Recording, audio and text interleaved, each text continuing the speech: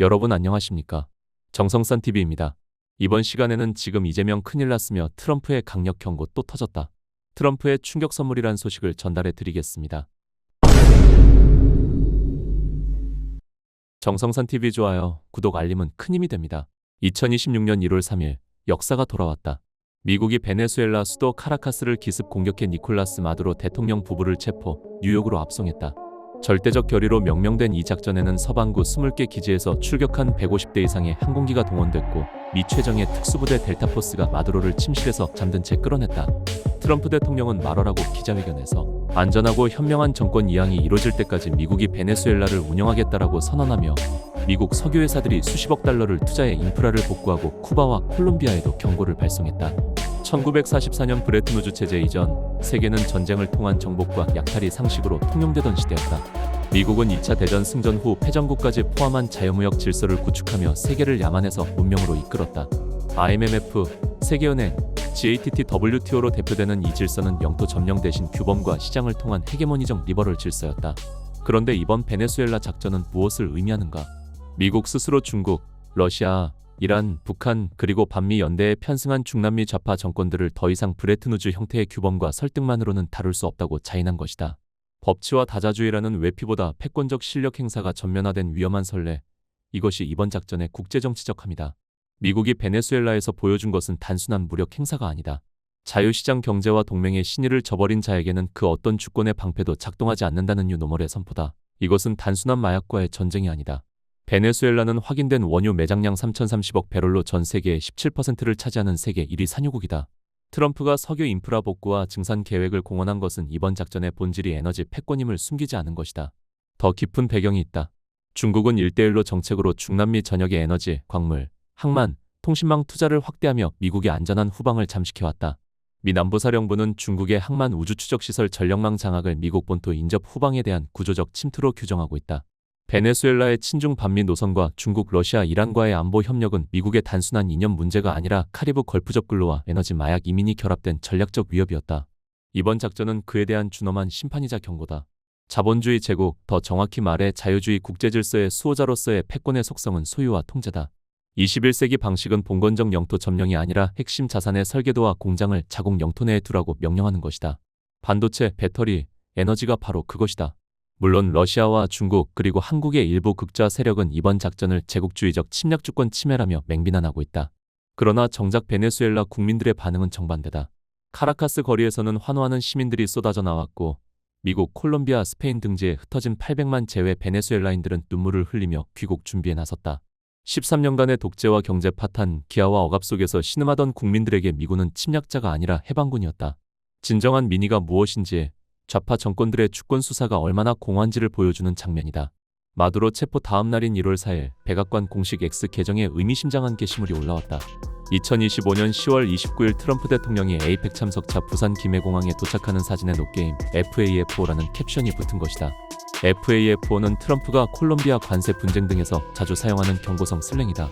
통상 신중하기로 유명한 백악관 공식 계정에서 동맹국인 한국의 김해공항 사진과 함께 이 문구를 게시한 것은 결코 우연이 아니다. 바로 그날 이재명이 시진핑의 초청으로 중국 국빈 방문을 시작했고 이틀 전 CCTV 인터뷰에서 하나의 중국을 존중한다라고 발언했다. 미국은 이를 한국 좌파 정권이 친중을 넘어 사실상의 중국과 유사동맹화 시도로 본 것이다. 미국은 더 이상 중국을 경쟁자가 아닌 적으로 규정하고 있다.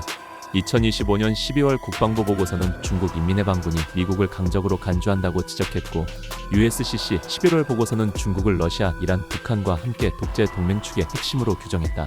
미국이 베네수엘라에 적용한 개인 명분이 마약 테러리즘과 인권 유린이었다면 한국에는 글로벌 마그니츠키 인권책임법이 적용될 수 있다. 대북송금 의혹, 선거부정 의혹, 동맹 배신 행위가 미국 법령상 제재 대상이 될 수 있다는 의미다. 이러한 상황에서 미국의 동맹국이 적국 중국과 밀착한다면 미국이 보고만 있을 리 없다. 미국의 경고 신호는 이미 여러 차례 보내졌다. 1월 4일 백악관 공식 계정에 김해공항 사진과 함께 FAFO가 게시된 것은 가장 직접적인 메시지였다. 트럼프 일기 NSC 보좌관 로버트 오브라이언은 한국의 기업 규제를 공개 비판했고 하원 법사위 대릴 아이사 의원은 한국의 미국 기업 차별로 10년간 5,250억 달러 손실이 발생했다라고 경고했다. 하나오션 제재, 고관세 부과, 칩스알트 연계 대미 투자 압박이 지속되고 있다. 이 모든 것이 우연의 일치가 아니다. 역사를 돌아보라. 1945년 미국은 한국을 일본 제국주의로부터 해방시켰다. 1950년 6.25 전쟁 때는 유엔군을 주도하여 소련과 북한, 중공군을 상대로 한반도의 절반이라도 지켜냈다. 이후 70여 년간 미국은 한국 안보와 번영의 기틀이 되어왔다. 그런 미국을 배신하고 반자유, 반인유적 중국과 북한에 동조하는 것은 있을 수 없는 배은망덕이다. 물론 한중 70조 원 규모 통화 스와프, 경제협력 MOU 등 경제 실익을 주장하는 시각도 있다. 그러나 스와프 갱신에도 원달러 환율은 급등세를 멈추지 않았고 중국 경제는 청년 실업률 15% 이상, 부동산 버블 붕괴로 IMF도 2026년 GDP 성장률을 4.2%로 하향 조정했다. 침몰하는 배에 올라타는 것이 실익인가? 트럼프가 구스타보 페트로 콜롬비아 대통령에게 그는 조심해야 한다라고 경고한 것처럼 줄타기 외교에 미국은 관대하지 않다. 문제는 미국이 한국을 더 이상 단순한 동맹으로만 보지 않을 가능성이다. 트럼프 행정부의 국가안보 전략은 미주 대륙으로의 중심축 조정을 천명했고 이는 서반구에서 미국의 배타적 지배권을 확보하는 멀로주의의 21세기 버전으로 구체화되고 있다. 한국의 반도체와 조선은 제국의 생명줄 중 하나다. 미국이 의심스러우면 통제한다는 원칙을 한반도에도 적용할 수 있다는 뜻이다.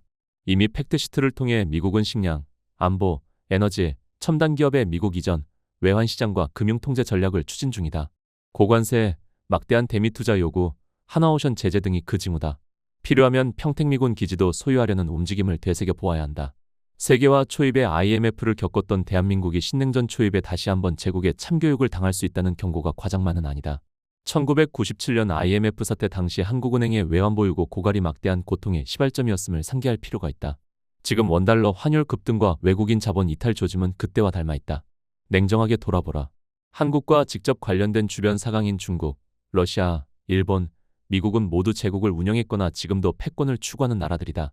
중국은 수천 년간 중화제국을, 러시아는 차르 제국과 소비에트 제국을, 일본은 대동아공영권을, 미국은 팍스 아메리카나를 경험했거나 운영 중이다. 그런데 한국의 정치와 외교는 어떠한가?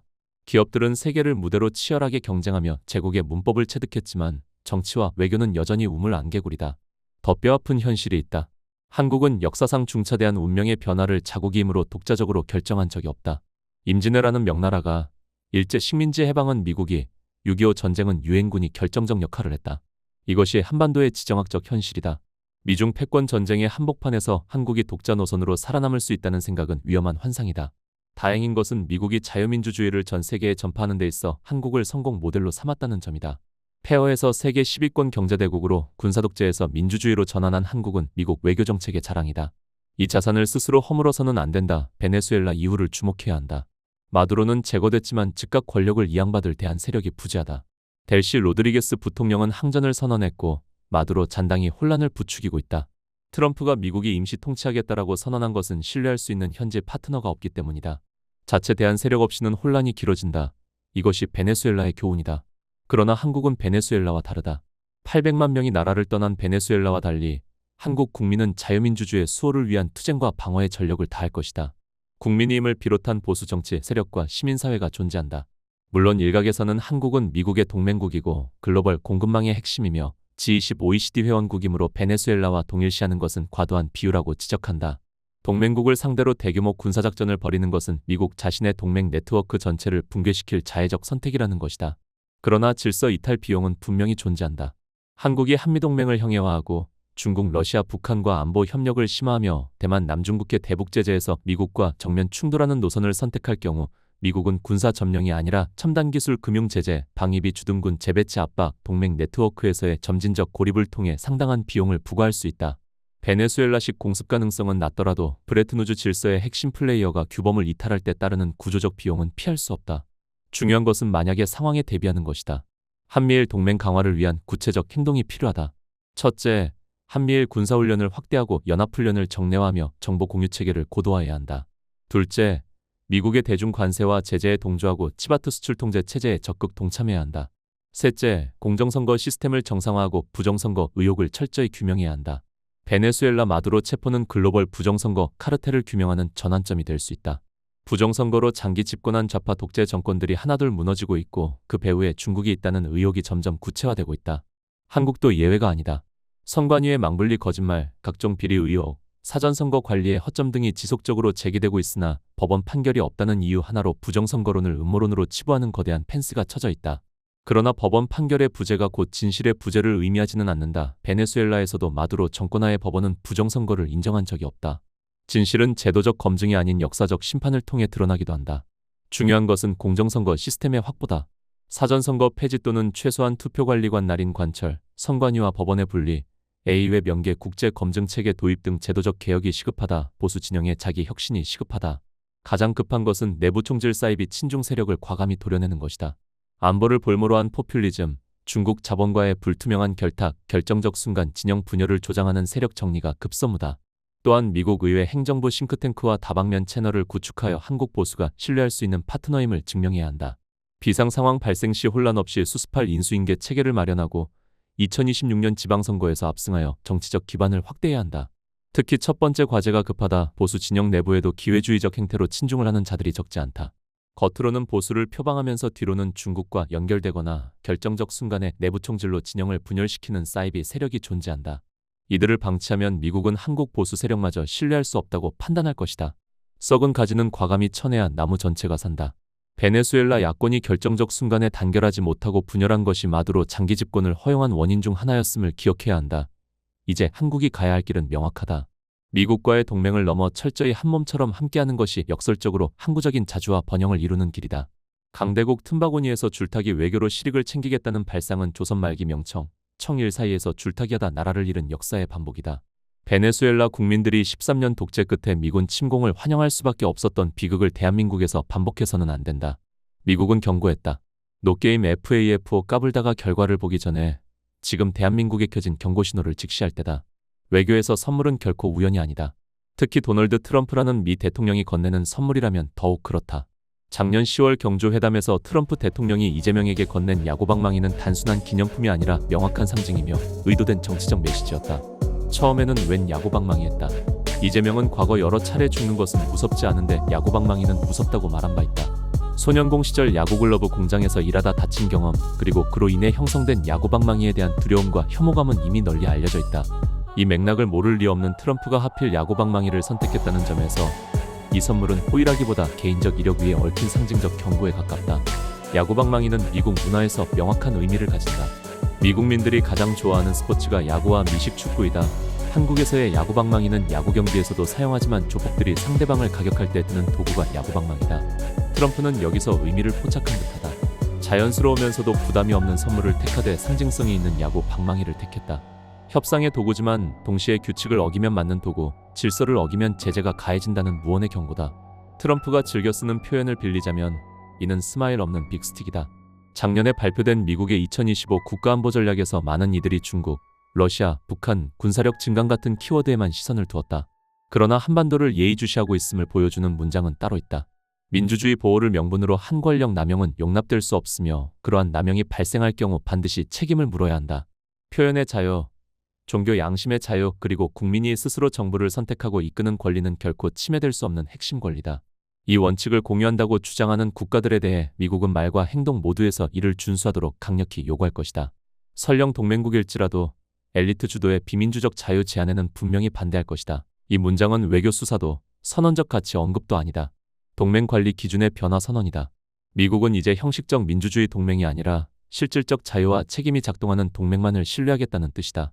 한국 정치 현실을 아는 이들이라면 이 대목에서 간담이 서늘해질 수밖에 없다. 이재명의 안보 인식에서 반복적으로 등장하는 키워드는 비용과 타협이다. 한미연합훈련은 돈이 많이 든다. 방위비 분담 증액 요구는 반미정서를 활용할 기회. 트럼프의 김정은 개인 외교는 자신도 가능하다는 인식이 깔려있다.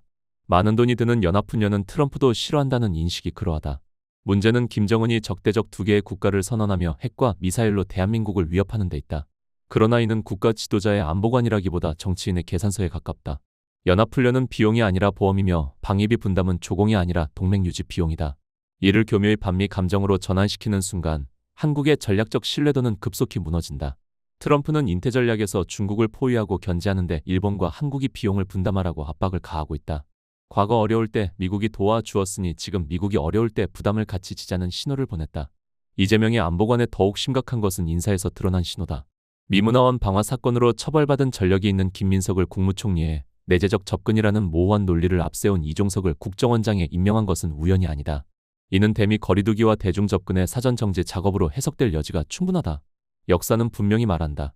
한미동맹에서 신뢰가 흔들릴 때 공백을 메우는 세력은 항상 중국이었다. 그러나 중국은 안보를 보장하지 않는다. 대신 정치적 예속, 정보 침투, 경제적 종속이 따라온다. 이는 초안전의 형태로 우리 생활 깊숙이 들어와 있다. 여기에 민주당은 발맞추어 중국을 비난하거나 모욕하면 징역형에 처한다는 법안까지 마련하고 있다. 이미 대한민국이 홍콩화되어 가는 것 같다. 중국의 접근은 은밀하고 조용한 침공 수준을 넘어섰다. 2025 미국 국가안보전략은 중국을 단순한 경쟁자가 아니라 체제적 도전 세력으로 규정한다. 이 전략과 결을 달리하는 순간 한국은 동맹국이 아니라 관리 대상으로 전락한다. 외교적 자유는 확장되는 것이 아니라 오히려 좁아진다. 야구방망이는 이 점을 상징한다. 규칙을 지키면 경기의 일부지만 규칙을 무시하면 맞는 도구가 된다. 트럼프는 말없이 이를 보여준 것이다. 외교는 언어보다 상징이 빠르고 선언보다 제스처가 정확하다. 야구방망이를 웃으며 받아드는 장면 뒤에는 분명한 메시지가 있었다. 선을 넘지 말라는 경고, 그리고 동맹의 규칙을 착각하지 말라는 통보다. 안보는 용기가 아니라 책임의 문제다. 비용 계산이 아니라 구조의 문제다. 미국의 전략 문서와 정면으로 충돌하는 안보인식, 반미감정을 정치적 자산으로 활용하려는 태도, 중국 접근을 균형 외교로 포장하는 논리는 결국 국가를 위험에 빠뜨린다. 야구방망이는 장식품이 아니다. 그것은 규칙의 상징이며 경고의 도구다. 지금 필요한 것은 미소가 아니라 그 상징을 정확히 읽는 전략적 감각이다. 왜 야구 방망이를 선물로 택하였나 의문이었는데 안보전약서에 담긴 내용을 보니 그 뜻이 분명히 드러났다. 지금 이재명은 큰일 난 정도가 아니라 트럼프의 강력 보복이라는 칼 앞에 서 있는 꼴이다. 앞으로 이재명을 향한 트럼프의 보복의 강력 메시지는 계속될 것이며 이미 행동에 들어갔다. 다음 시간에 뵙겠습니다. 멸공.